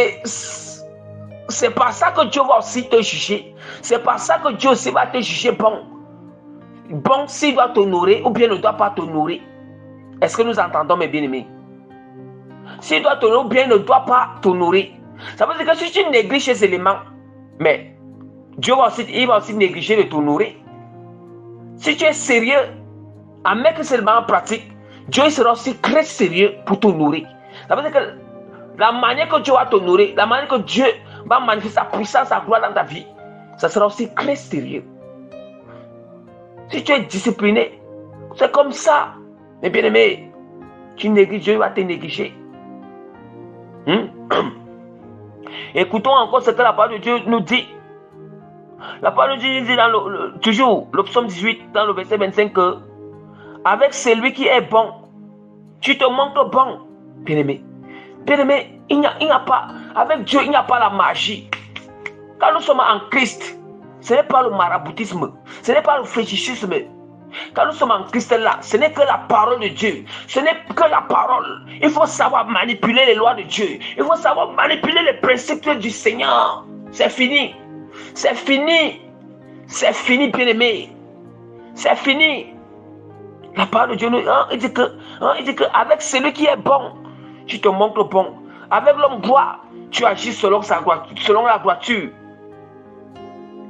Avec celui qui est pur, tu te montres pur.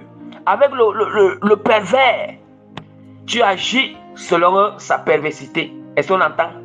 Avec celui qui est pur, tu te montres pur. Avec le pervers, tu agis selon sa perversité. Or, le pervers, c'est celui qui pratique le péché. Celui qui est dans la débauche. Celui qui n'est pas dans une vie de sanctification.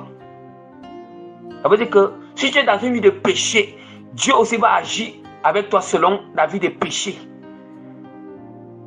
Et nous savons ce que Dieu fait avec ceux qui refusent les rebelles. Voilà. Voilà. Voilà. Voilà mes bien-aimés. Vous voyez? La parole de Dieu nous dit dans Jean 15, verset 16. Hein?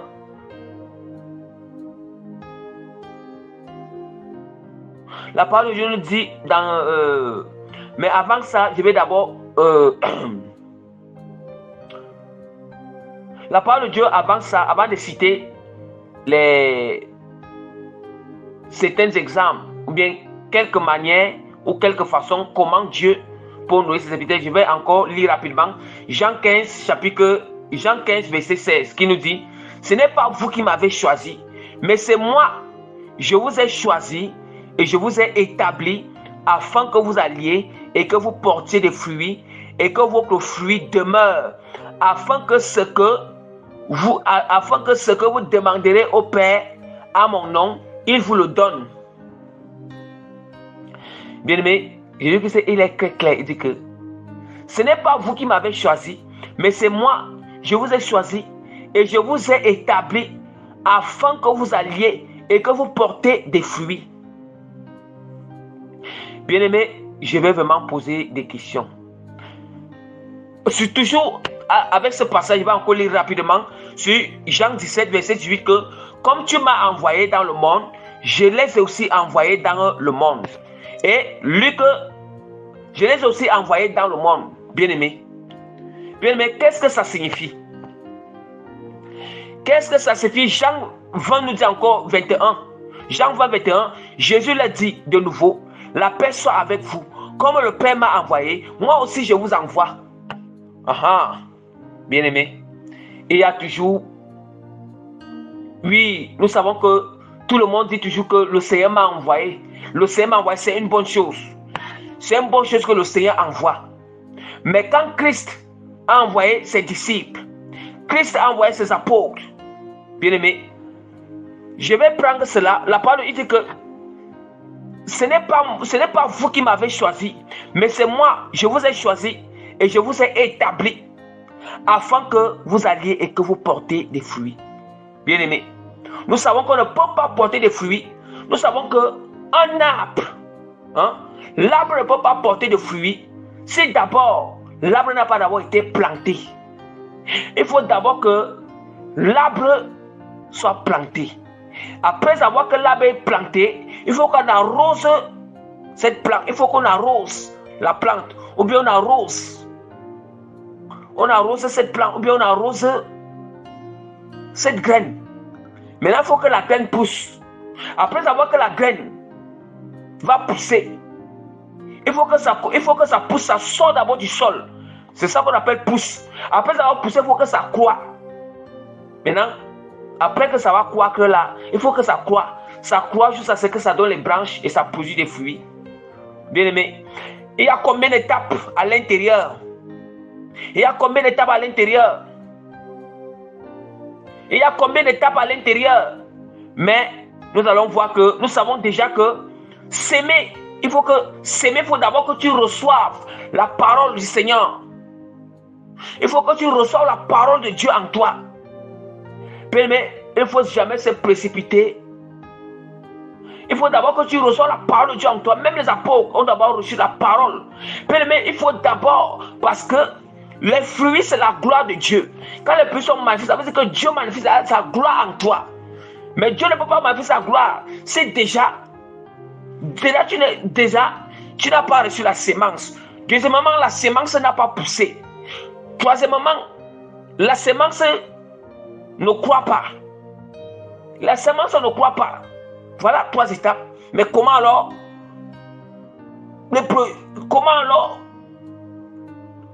tu vas produire des fruits? Comment alors Dieu va se manifester? Mais tu veux que Dieu t'honore. Tu veux que Dieu manifeste ses fruits en toi. Tu veux que Dieu te glorifie. Dieu t'honore. Dieu se glorifie à travers toi. Sans toutefois que, bien aimé, tu as reçu la sémence de Dieu. Tu n'as pas reçu la sémence de Dieu. La sémence de Dieu n'a même pas poussé en toi. Et la sémence de Dieu, même, il n'y a même pas eu croissance. Il n'y a pas eu croissance, mes bien-aimés. Il faut comprendre que Dieu, vous voulez quoi? C'est ça maintenant qu'on appelle que les éléments nécessaires. Ces éléments-là, c'est ça. C'est ces éléments qu'on appelle sémence. La sémence, ça veut dire que sémence, arrosage. Sémence, arrosage, ça pousse et ça croît. C'est ça qu'on appelle les éléments. C'est ça maintenant, ce sont ces éléments-là. C'est ça qu'on appelle ces éléments qui font que Dieu maintenant, il t'honore en manifestant les fruits. Bien-aimé, vous voyez, je dis que ce n'est pas moi, je dis que ce n'est pas moi, ce n'est pas vous qui m'avez choisi, mais c'est moi qui vous ai choisi. Et je vous ai établi afin que vous alliez et que vous portiez des fruits. Bien, mais est-ce que nous entendons là? Or, avant que Christ établisse les apôtres et qu'il les envoie, parce qu'avant qu'on t'envoie, il faut d'abord que, avant que Christ t'envoie, il a d'abord fallu qu'il doit d'abord établir. Or, établir, c'est mandater. Il mandate. Mandater. Ordonner. Mandater. Or, nous savons que Christ ne peut pas envoyer sans d'abord établir, sans mandater, sans ordonner. Sans ordonner son serviteur, son disciple.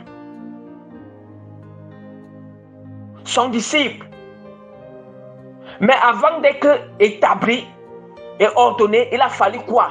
Il a d'abord fallu que les apôtres, il a d'abord fallu que Jésus-Christ sème. Il sème la parole sur eux. Il sème, ça veut dire qu'il a d'abord fallu qu'ils se répandent. Ils acceptent, ils croient Dieu comme Seigneur Sauveur. et que Christ sème la parole en eux. Ils croient en cette parole. Et maintenant, il a fallu que ça soit arrosé encore. C'est Christ lui-même qui arrose encore. C'est lui encore qui arrose. Il a fallu encore que ça... Parce que c'est lui-même qui a œuvré, qui a travaillé sur la peau. Il a fallu que... Il a sémé sur eux, il a encore arrosé la parole qu'il a sémée sur eux. Et la parole a poussé dans leur cœur. La parole a commencé à pousser. Au point où il y a eu croissance. Quand ils étaient en train de croître, pendant les 3 ans, ils ont passé ensemble avec Christ. La parole est en train de croître en eux. Quand la parole est en train de croître comme ça, c'est d'où maintenant qu'on appelle que le jour de la Pentecôte, ils ont reçu le baptême. C'est ça qu'on appelle maintenant que les fruits. Oui, les fruits durant le temps qu'ils ont passé avec Christ. Parce que la sémence, ils ont reçu la sémence. Ils ont reçu la sémence par Christ. Cette sémence était arrosée encore par Christ. Et encore est encore arrosée par Christ. Et cette sémence il y a eu encore. Cette sémence a été arrosée par Christ. Ça a été poussé encore dans le cœur aussi. Christ a permis que ça pousse en eux. Et encore, ils croissaient ensemble avec Christ. Ils croissaient du moment où ils étaient avec Christ. Et maintenant, les fruits, c'est quoi? Le jour de la Pentecôte, ils ont reçu le baptême du Saint-Esprit. C'est après le baptême là, tout était catapulté. Nous avons vu qu'après le baptême du Saint-Esprit, nous avons vu que la gloire de Dieu était puissamment et intense sur eux. Et d'où maintenant, les apôtres, ils se sont propagés pour donner la bonne nouvelle. Ça, là, maintenant, ils se sont propagés. À part seulement que les moments où les apôtres, ils donnent aussi la bonne nouvelle, c'est quand Christ, il les ordonnait. C'est là, c'était encore temporaire. Quand ils étaient ensemble avec Christ, il y avait les moments où, quand on dit qu'il avait envoyé les 12 disciples. Là, il les avait donné une puissance, une autorité. Mais c'était temporaire. Là, c'était encore temporaire. Mais l'autorité permanente qu'il les a donnée, c'est quand ils ont reçu le baptême du Saint-Esprit. C'est ça maintenant on appelle la gloire. Après qu'ils ont reçu le baptême et cette gloire, ça veut dire que là maintenant, Christ les ordonne. Hein? Christ les ordonne. Christ les mandate. Il les mandate par le sceau et l'autorité, la puissance du Saint-Esprit. Le baptême du Saint-Esprit établi.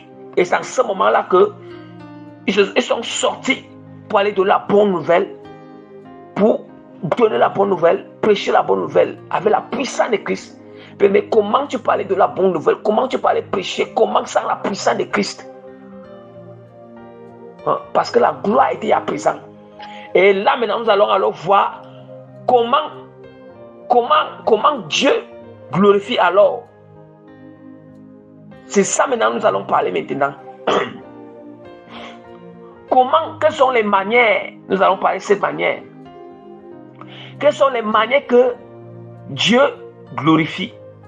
Le Seigneur honore ses disciples. Quand il dit que disciple ici, disciple, comment on peut parler enfant de Dieu? Comment on peut parler fils ou fille de Dieu? Comment on peut parler serviteur de Dieu? Servante de Dieu? Donc, tout ça à l'intérieur. Voici quelques manières comment Dieu honore ses disciples, ses vrais disciples. Jésus-Christ honore ses disciples. Premièrement déjà, la première des choses, c'est que tu reçois déjà le baptême du Saint-Esprit. Voilà. La première chose, c'est que tu reçois le baptême du Saint-Esprit bien-aimé. Après avoir que tu as déjà été persévérant, tu as gardé tous ces éléments qui te permettent de nourrir Dieu. Dieu, la première des choses, c'est que quand il dit ici que Dieu t'honore, j'ai dit que quand Dieu honore, ça veut dire que Dieu, il manifeste la gloire dans ta vie. Ça signifie la même chose que Dieu manifeste la gloire dans ta vie. Dieu, il te récompense. Tout ça, ça signifie la même chose. Il te récompense. Le Seigneur fait briller sa lumière dans ta vie. Tout ça, c'est honoré. Tout ça, quand il dit que quand Dieu t'honore, ça signifie comme ça. La première chose, tu reçois le baptême du Saint-Esprit du Seigneur, de Dieu. Tu reçois le baptême du Saint-Esprit. Et nous savons que le baptême du Saint-Esprit te permet d'accéder au salut éternel. Au salut, à la vie éternelle. À la vie éternelle. Voilà. Voilà la première des choses. Deuxième des choses, après avoir reçu ce baptême du Saint-Esprit, le Saint-Esprit, c'est lui qui catapulte toutes les autres manières en toi. Deuxième des choses, tu vas voir, tu reçois ta délivrance. Ça veut dire que, deuxième, tu reçois, deuxième manière que Dieu t'honore, tu reçois la délivrance. La délivrance sur tous les domaines de ta vie. Ça veut dire que ce soit domaine spirituel, que ce soit dans ton esprit, dans ton âme, dans ton corps, tu vas recevoir la délivrance. Tu reçois la délivrance, la restauration. La délivrance, la restauration. La restauration du corps, de l'âme et de l'esprit. Voilà. Sur tous ces domaines. Et même sur d'autres domaines qui sont... Sur tous les domaines, tu reçois la délivrance et la restauration de Dieu. Oui. Vous voyez? Voilà comment Dieu honore. Troisième élément, l'augmentation. Ça veut dire que l'augmentation, le développement et la maturité de la manifestation des dons spirituels en toi. Ça veut dire que premièrement, si tu avais déjà les dons spirituels, premièrement, si tu n'as pas les dons spirituels, tu vas recevoir les dons spirituels. Au départ, tu peux peut-être recevoir 1, 2 ou 3 dons spirituels. Maintenant, du fait que tu vas encore continuer encore à respecter ces marques, demeurer fidèle dans ces éléments qui honorent Dieu, là maintenant, Dieu va augmenter encore d'autres dons spirituels en toi. Et quand il augmente, il va encore augmenter d'autres dons spirituels en toi. Non seulement il va augmenter les dons spirituels en toi, il va se rassurer, développer. Parce que quand tu reçois les dons spirituels, il faut que les dons se développent. Or, ces dons ne peuvent que se développer quand tu respectes, tu es fidèle à honorer Dieu avec ces éléments nécessaires que nous connaissons. J'ai parlé par la grâce du Saint-Esprit. Il faut savoir se développer. Et maintenant, ça va se développer pour que ça arrive à la maturité, à une manifestation. Or, là, à la maturité, la manifestation des dons spirituels. Nous savons que quand on n'a pas la maturité de manifester les dons spirituels, c'est un grand inconvénient. C'est l'inconvénient aussi. C'est grave, c'est un handicap. C'est un handicap pour quelqu'un qui n'est pas encore mature à utiliser les dons spirituels, à manifester les dons spirituels. Quatrième élément, quatrième manière comment Dieu nous glorifie. Dieu nous récompense. Quatrième manière comment Dieu nous glorifie. Il nous donne une grande sagesse. Ça veut dire qu'il donne. Il fait quoi? Ça veut dire qu'il nous donne une grande sagesse. L'intelligence. Une grande sagesse. L'intelligence. Le discernement. Pour mieux détecter les ruses, les pièges et les plans de l'ennemi. Voilà comment Dieu... C'est comme ça qu'on appelle que la lumière de Dieu en train de briller en toi. Bien-aimé, quand ces choses-ci sont manifestes en toi, quand ces choses-ci là, bien-aimé, sont présentes dans ta vie, Dieu est en train de manifester les quelques exemples ou bien les quelques façons que je vous cite là. Bien-aimé, les hommes connaîtront que Dieu habite en toi. Les hommes vont connaître la puissance de Dieu. J'ai dit que quatrième élément, c'était quoi? C'est que le Seigneur, Dieu te donne une grande sagesse, l'intelligence, le discernement pour mieux détecter les ruses, les pièges et les plans de l'ennemi. Vous comprenez? Et les plans de l'ennemi. Cinquième élément, Dieu augmente l'autorité spirituelle. Dieu t'augmente l'autorité, il augmente l'autorité spirituelle sur toi. L'autorité spirituelle sur le monde des ténèbres. Donc, ça veut dire que Dieu augmente. Il augmente ton autorité spirituelle sur le monde des ténèbres. Dieu augmente ton autorité spirituelle sur le monde des ténèbres. Bien-aimé, je vais dire aux gens, si tu es fidèle à ces éléments que j'ai cités, les éléments que j'ai cités, comment honorer Dieu, et que tu as été fidèle dans ça, que tu reçois le Saint-Esprit, comme tu as reçu le Saint-Esprit maintenant, tu n'es plus fidèle. Tu te détournes de ces éléments-là, tu ne les mets plus en pratique. Bien-aimé, ça veut dire que tout ce que tu as reçu là, ça ne va jamais quoi? Ça ne va jamais être mature. Oui, ça ne va jamais être mature. Si tu demeures, tu continues encore, c'est ça qui fait que ça augmente, ça se développe en toi. Ça se développe, donc se développe. Donc, j'ai dit que 6e, 5e, il augmente ton autorité spirituelle sur le monde des ténèbres.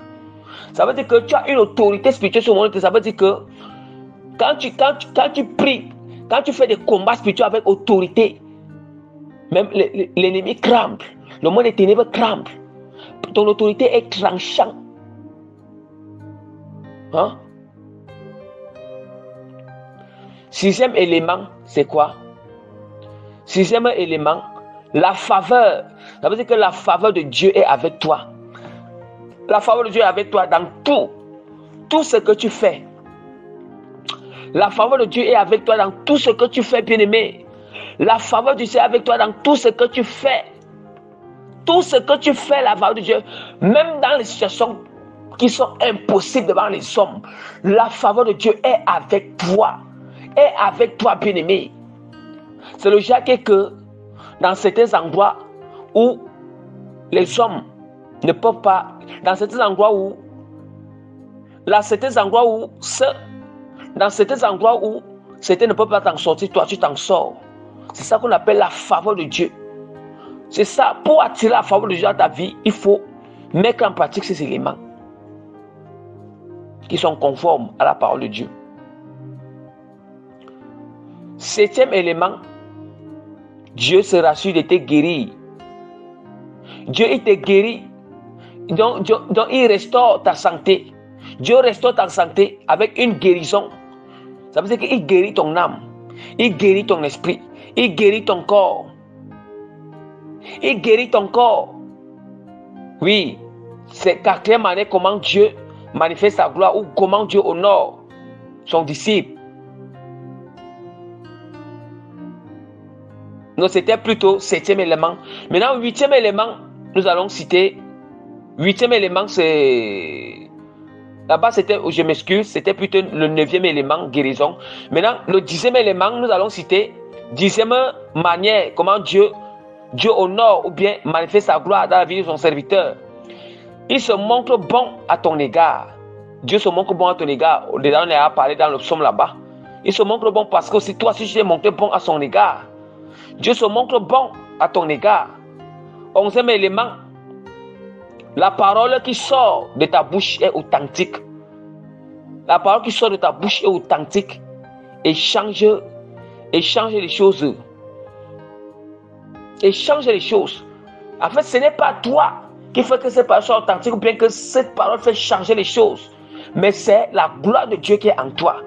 Et non seulement cette parole est honorable à ceux qui l'écoutent, mais ce n'est pas à cause de toi que cette parole est honorable, c'est à cause de la gloire de Dieu qui est en toi. Pour que la personne doit glorifier Dieu. 12e élément, c'est quoi? 12e élément, c'est que le Seigneur te fait entrer là où tu ne t'imaginais pas entrer un jour. Dieu va te faire entrer là où tu ne t'imaginais pas entrer un jour. Là où par ta force tu ne peux pas entrer. Là où même les hommes ne pouvaient pas te faire entrer. C'est Dieu qui te fait entrer. C'est comme ça que Dieu manifeste la gloire. Quand il te fait entrer, c'est pourquoi quoi? C'est pour que sa gloire soit manifeste. C'est pour que tu témoignes sa gloire. C'est pour que les gens sachent que Dieu est grand. Ce n'est pas pour que toi tu vas te faire voir.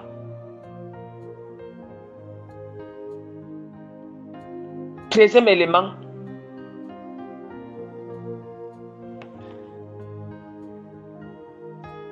Dieu il fait de tes ennemis ton marchepied. Il fait de tous tes ennemis ton marchepied.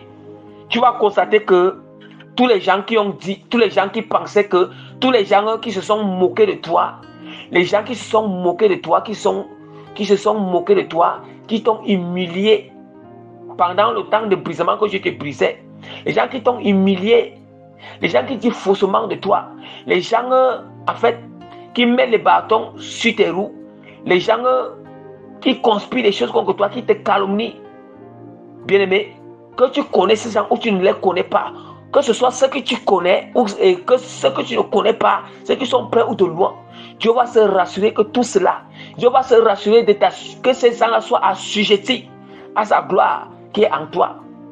Ce n'est pas, ça veut dire que c'est la gloire de Dieu qui est en toi, ces gens-là seront assujettis.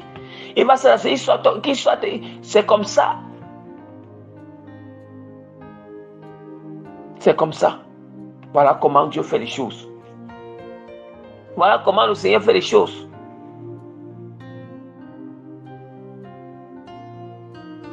Vous voyez? Vous voyez un peu, mes bien-aimés.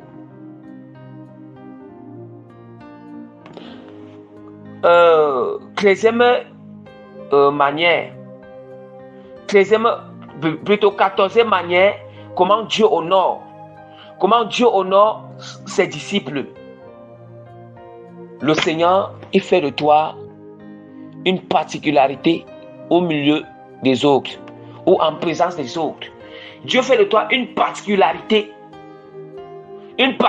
au milieu des autres ou bien en présence des autres.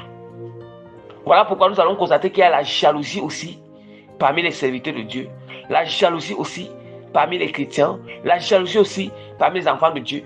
Bien-aimé, si toi, dis-moi un peu, c'est parmi les 15 éléments que j'avais cités, comment honorer Dieu.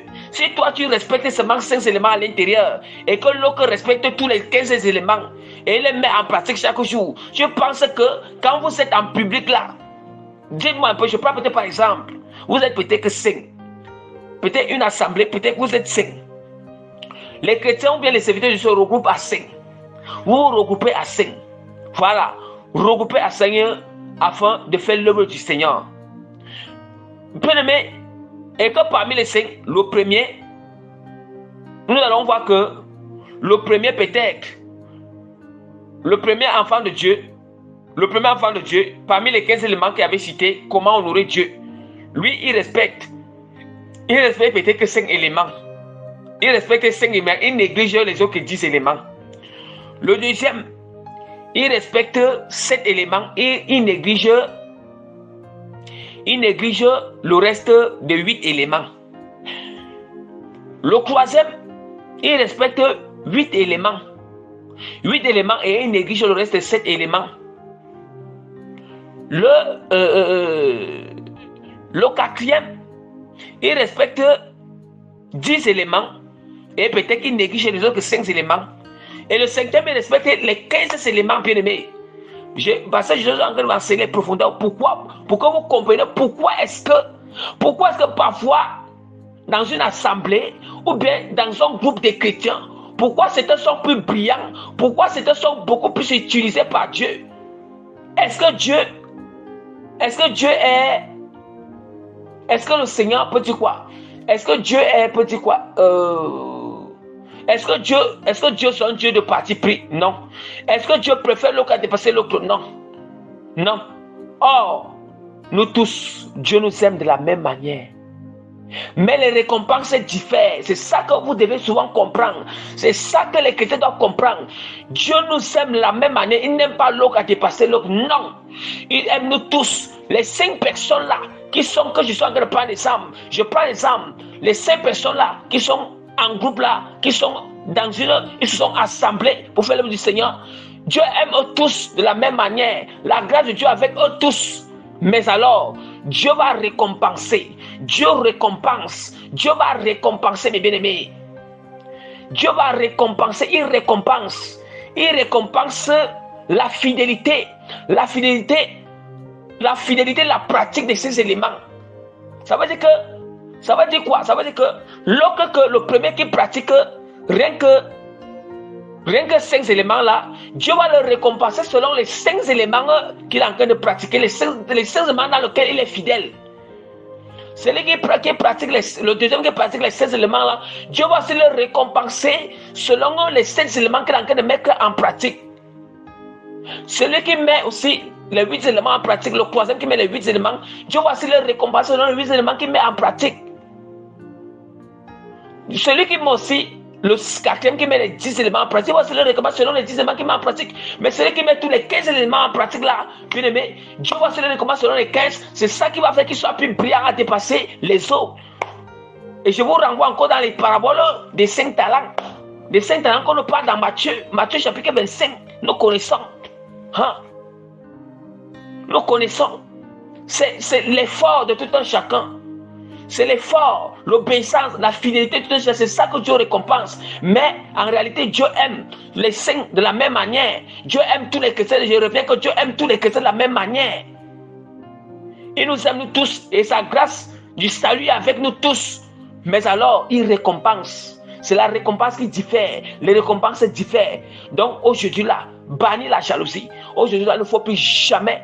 Il ne faut plus ça. Si quelqu'un avait la jalousie contre son frère ou contre sa soeur, que Dieu l'utilise, puisqu'il voit que Dieu l'utilise beaucoup.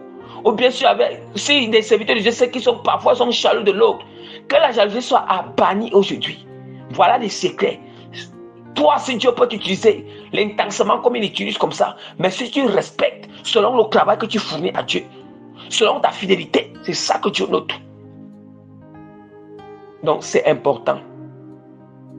C'est très important, mes bien-aimés. Voilà la fin de l'enseignement pour aujourd'hui. Voilà, que le Seigneur vous bénisse. L'enseignement est terminé. Que Dieu vous bénisse. Que la main de l'Éternel soit avec vous. Vraiment, et que le sang du Christ couvre vous tous au nom puissant de Jésus-Christ. Et que Dieu vous accorde la grâce, vraiment, de réfléchir à cet enseignement, de le mettre en pratique et que ça pousse dans vos cœurs au nom puissant de Jésus-Christ de Nazareth. Amen.